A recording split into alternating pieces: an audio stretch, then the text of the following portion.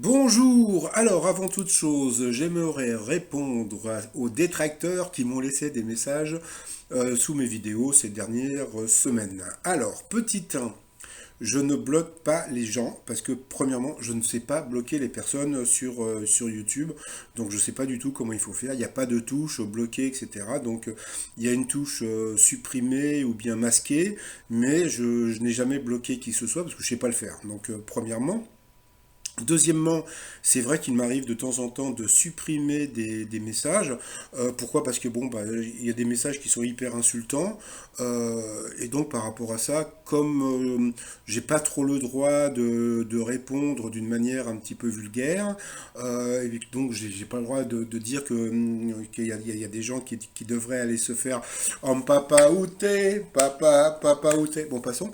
Donc par rapport à ça, donc je préfère bloquer que de rentrer dans le débat pour insulter les personnes. Donc je laisse, et puis en plus, voilà, donc bon, c'est après les gens peuvent vous rendre compte, peuvent se rendre compte, bah voilà, quel genre de personne vous êtes quand vous laissez des messages insultants. Bon bah après, ce n'est pas trop grave. Après, donc on me reproche aussi donc d'avoir des titres un peu putaclic. Bah déjà mes titres putaclic, c'est parce que bah, j'aime bien les jeux de mots, voilà. Après, de savoir que si le maître de midi va être éliminé bientôt, bah, comme beaucoup, c'est pas qu'on l'espère, c'est que bon, moi je dis toujours, il y a des gens qui sont dans le besoin, qui ont peut-être plus de besoin d'argent que lui maintenant, qui devraient aussi peut-être avoir leur chance. Bon, ça c'est une autre chose. Et puis, sinon, quand je parle des 12 coups de midi en général, bon, alors, ou bien je vous fais des vidéos du style, oh, il est arrivé avec le sourire, ah, c'était bien, oh, puis alors l'émission était super, oh, puis qu'est-ce que j'ai rigolé avec Jean-Luc, oh, c'était super, oh, puis il est trop fort par rapport aux questions, c'était super rigolo. Bon, bah, à la fin, vous allez dire, c'est quoi cette chaîne de bisounours? Donc, voilà, donc c'est pour ça que souvent je lance comment dire, le débat, et puis bon, c'est vrai que je vous titille un petit peu. Donc voilà, je suis désolé, hein, j'ai une chaîne, il faut que je la fasse tourner, comme disait je sais plus qui. Bon, passons. Bon, bah voilà, sinon, alors, petit résumé des 12 coups de midi d'aujourd'hui. Alors, Jean-Luc Reichmann bah, s'inquiète parce que bon, je sais pas. Comme demain il va y avoir Léo Mattei, donc il n'arrête pas d'en parler tous les jours, donc faut pas qu'il s'inquiète. Allez, je donne un pronostic, allez je vais dire minimum 4,5 millions de téléspectateurs, maximum 5,5 millions. Et il peut peut-être monter à 6 millions, j'ai pas vu ce qu'il y avait en face pour demain. Donc voilà, sinon bah, le maître de midi se lâche de plus en plus. Au coup d'envoi, il a une question super dure, selon l'expression que fait-on quand on va se promener au lieu d'aller à l'école, donc c'était l'école buissonnière, pardon.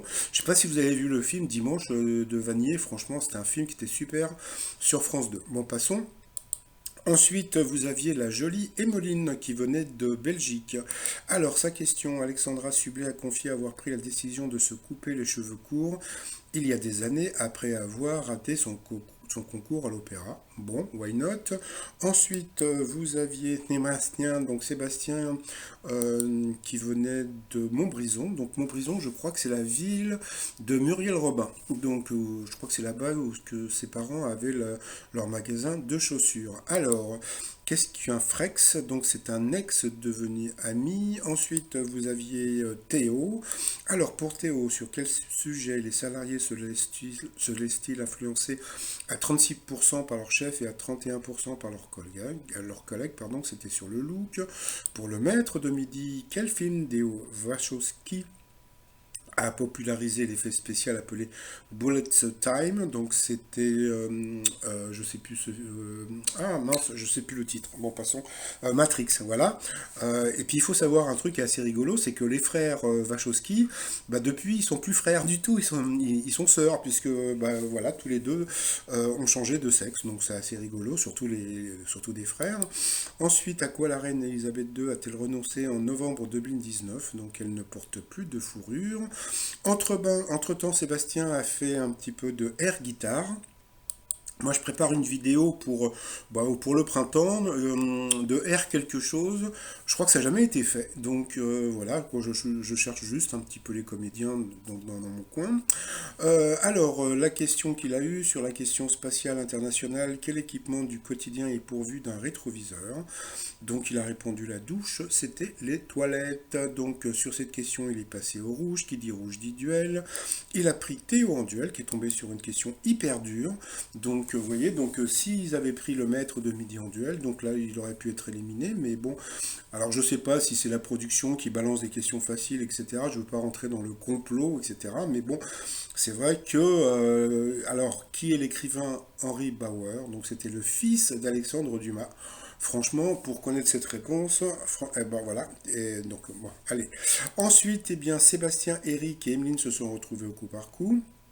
Et puis c'est Sébastien qui est passé donc deux fois l'orange donc au rouge, qui dit rouge dit duel. Il a pris Emeline en duel, qui a une question elle aussi hyper dure. Dans quelle langue dit-on caribou pour souhaiter la bienvenue à quelqu'un? Donc je crois qu'elle a dit inuit. Eh bien c'était le swahili. Là aussi c'était une question qui aurait pu faire éliminer le maître de midi. Mais bon, d'habitude lui il a plutôt des questions de bébé. Voilà. Je sais qu'il y a beaucoup de gens qui n'aiment pas quand je dis que le maître de midi a des questions de bébé. Donc ensuite, eh bien, Sébastien et Eric se sont retrouvés en coup fatal. Et puis bon, bah voilà, comme d'habitude, le maître de midi, bon, qui est beaucoup plus préparé, donc mentalement. Et puis bon, c'est vrai qu'il a énormément de mémoire. Et puis bon, c'est vrai aussi que Sébastien a beaucoup passé. Donc je lui offre virtuellement le faire repasser, bon, des candidats qui passent et qui repassent. Donc à la fin, il a perdu, comme on peut voir. Eric il lui restait 32 secondes. Donc voilà, à la fin, bon bah voilà, il a eu droit à sa poignée de main. On peut voir qu'il y a des sélections à Soissons, la Souterraine et à Genève le 7 mars 2020. Donc si vous voulez participer aux 12 coups de midi, n'hésitez pas à téléphoner. Après, par rapport au coup de maître, on va rigoler un petit peu. Alors, parce qu'aujourd'hui, bon, alors à l'école, quelle petite machine les élèves utilisent-ils en cours de maths pour faire des opérations? Donc c'était une calculatrice, ça c'était trop dur. Ensuite, comment appelle-t-on le jour de solde Black Friday au Québec? Bon, ça il ne le savait pas, mais il a dit au pif vendredi fou. Donc voilà. Ensuite, dans quelle discipline le double champion olympique de natation Yannick Agnel s'est-il reconverti? Donc c'était l'e-sport, ça il ne le savait pas, mais bon, je crois qu'il y a beaucoup de gens qui ne le savaient pas non plus. Quel est l'emoji le plus utilisé sur Twitter depuis 2013? Donc c'était le faux rire aux lames, donc ça c'était assez simple. Et puis à la fin, dans le jeu vidéo Brawl Stars, à quel animal Nita ressemble-t-elle? Donc il a dit un lapin, c'était un nounours. Bon, bah ça aussi c'était dur. Vous savez, donc comme je vous dis, quand la production veut mettre des questions difficiles, elle met des questions difficiles. Voilà. Et puis sinon, bah, par rapport à l'étoile mystérieuse, bah, ça bouge pas trop, donc c'est toujours de la neige. Donc hier, moi je suis parti sur Véronique Jeannot parce que bon, bah, je l'aime beaucoup. Et puis bah, hier, Popol m'a envoyé cette photo qui correspond. Alors donc ça, c'est la même photo, mais vue de plus près. Vous voyez, c'est-à-dire que si vous regardez cette photo plus et vous regardez comment dire, la photo de l'étoile mystérieuse, et ben, cette photo-là, c'est le même champ, sauf que ça a été pris beaucoup plus près, puisque comme on peut voir, comment dire, le bâton est beaucoup plus près par rapport à la photo de l'étoile mystérieuse. Et puis bah, sinon, Paul m'a donné un nom d'une personne que je ne connais pas, donc j'en parlerai peut-être demain. Et puis bah, il y a une autre personne qui m'a dit un nom et d'une personne que j'aime beaucoup, donc Bernadette Lafont, parce qu'elle avait joué donc dans le film La Première Étoile. Et puis alors pourquoi j'aime beaucoup Bernadette Lafont? Parce que quand j'étais jeune, quand j'étais mineur en plus, j'ai flirté avec Bernadette Lafont. Donc ça fait un peu mytho, mais bon, c'était dans une boîte de nuit, c'était ce qu'on appelait, je sais plus, il y avait le jeu du tapis, je crois, donc voilà, donc c'était assez rigolo.